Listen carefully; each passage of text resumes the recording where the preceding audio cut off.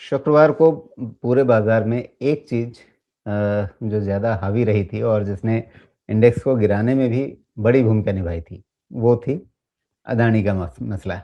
Adani group के सारे share कोई 5% कोई 15% इस तरह से गिरा है और खुद जो सबसे बड़ा हेवीवेट है अदानी एंटरप्राइज़ेज़ वो भी गिरा है। और वहाँ ताज़ा खबर ये सूत्रों के हवाले से या इंटरनेशनल मीडिया के हवाले से कि जो वहाँ की एसईसी है, यानी हमारे बाज़ार में जिस तरह रेगुलेटर सेबी है, उस तरह से वहाँ के बाज़ार में रेगुलेटर एसईसी है।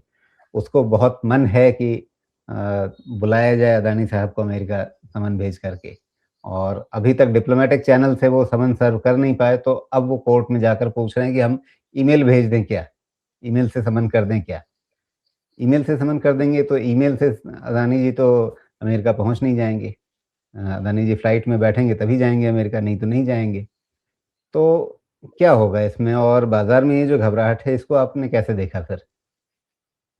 राजू जी, ये चीज़ मान के चलिएगा कि किसी भी इकोनॉमी को ना कुछ बड़े कॉर्पोरेट्स का सपोर्ट होता है, जैसे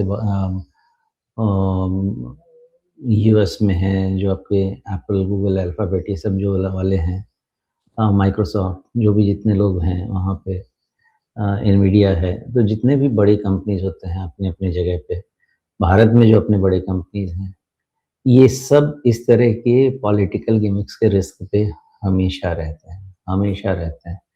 और अनलेस उनके साथ कोई जेन्युइन इश्यू हो, फॉर एग्ज़ाम्पल एक समय किंगफिशर भी बहुत अच्छी और बड़ी कंपनी, बड़ा ग्रुप हुआ करता था, लेकिन वहाँ पे जेन्युइन प्रॉब्लम है।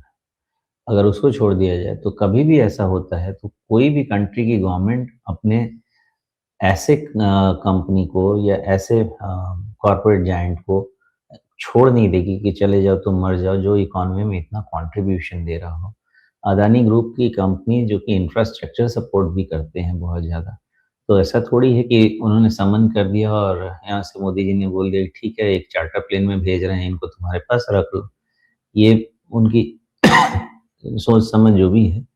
लेकिन ये जैसे बड़े ग्रुप होते हैं, हमारे यहाँ फिलहाल बहुत ज़्यादा अदानी, अंबानी ऐसे लोग बोल रहे हैं, टाटा बोल रहे हैं। ये हमेशा इस तरह के वोलेटिलिटी रिस्क पे रहते हैं, जो कि पॉलिटिकल टसल का जिन पे नेगेटिव असर पड़ता है। लेकिन वो लोग फिर ठीक भी होते हैं बाद में। पॉलिटिशियंस तो आते हैं 4 साल, 5 साल में चले जाते हैं। ये कॉर्पोरेट्स तो हमको हमेशा सर्विस करते हैं, पूरे कंट्री को सर्विस करते हैं। इतनी सारी नौकरियाँ क्रिएट कर रहे हैं। ये जिटर्स आएँगे, ये जिटर्स चले जाएँगे और उनको भी पता है कि वो जिस जगह पे बैठे हैं, उनका जीवन इतना शांत नहीं हो सकता है। मैं इसी चीज़ से रीड कर रहा हूँ कि मैं कभी वैसे देखिए, वैसे तो मैं तो वैल्यूएशन के बेसिस पे इन्वेस्ट करने वाला इंसान हूँ, या जो कॉर्पोरेट ग्रोथ जो सेक्टर्स मुझे समझ में आते हैं, उसमें मैं इन्वेस्ट करता हूँ। तो अदानी ग्रुप के जो स्टॉक्स हैं, ऑफ कोर्स वो प्राइम ग्रुप है भारत का, लेकिन उनको मैंने मोस्टली ट्रेडिंग कैटेगरी में रखा है, मैं इन्वेस्टमेंट कैटेगरी में रख के उसमें काम नहीं करता हूँ। तो मेरा देखने का तरीका वहाँ पे वही है। जी। तो अब ये सारे शेयर जो हैं ट्रेडिंग के तरीके से जब आप देखते हैं, आप अदानी ग्रीन को देखिए, ये अ,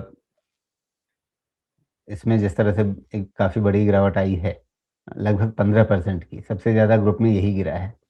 उसके अलावा भी आप बाकी शेयरों को भी देखें तो ये अदानी एनर्जी सॉल्यूशंस है, ये 12% से ज़्यादा गिरा हुआ है। अदानी एंटरप्राइजेज़ जो है इसमें गिरावट 10% से ज़्यादा की है। अ, जब ये गिरावट शुरू हो गई है तो क्या एक दिन एक खबर आई तो इतना गिर गए, अगले दिन शायद बाज़ार को वो बात समझ में आ जाएगी जो आप कह रहे हैं, तो फिर उसी हिसाब से रिवर्सल हो जाएगा, या एक बार गिरावट शुरू हुई है तो कहानी ये थोड़ी आगे चलेगी?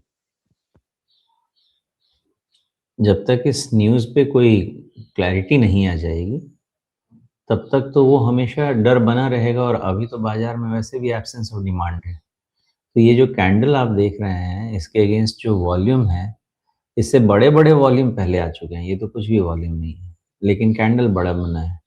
तो इस समय में सप्लाई एब्ज़ॉर्ब नहीं कर पा रहा है बाज़ार। तो मैं तो यही कहूँगा कि शॉर्ट कवरिंग के चांसेस तो हो सकते हैं, बिकॉज़ मार्केट जो अभी तक इतना व्यू समझाया है, तो मार्केट में ही अगर बॉटम फॉर्मेशन, शॉर्ट कवरिंग वगैरह आस-पास कहीं पे हो सकता है, तो इसमें क्यों नहीं हो सकता है। लेकिन स्ट्रक्चरली ध्यान रखिएगा कि एक्सट्रीम लोअर लो का पैटर्न बन चुका है, और जब इसको आप वीकली चार्ट कन्वर्ट करेंगे तो बहुत क्लियर दिख जाएगा।